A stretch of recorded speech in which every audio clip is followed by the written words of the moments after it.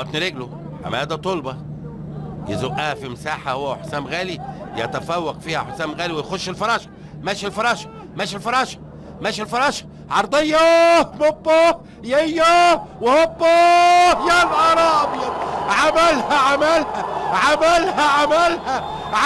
عملها مؤمن زكريا، والتانية تالتة والتالتة تابتة، حلوة من نفس المكان وبنفس الإحساس والقدرة التهديفية. يا مؤمن يا زكريا، يا مؤمن يا زكريا، أعدت ذكريات الماضي لكن الأليمة المرة دي وحطها في الركن البعيد الهادي.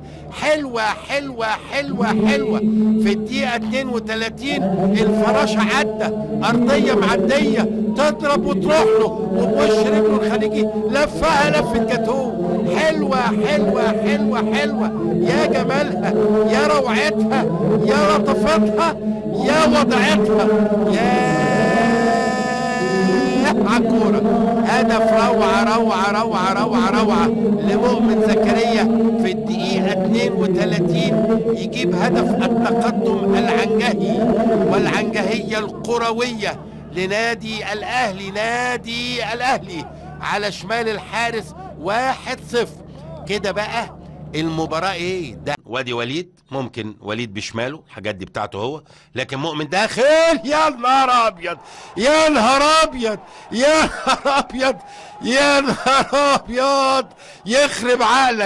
يخرب عقلك للصبح يا ابني. ايه يا مؤمن زكريا الليلة دي؟ يا نهار ابيض. في الدقيقة 80 مؤمن زكريا يؤكد تفوق الاهلي في هذه المباراة. ضربة حرة مباشرة يحطها بالمسطرة، يحطها بالمزورة، يقول للشناوي قوم اقف وانت بتكلمني، يا شناوي. حلوة حطها في مكان روعة الروعة.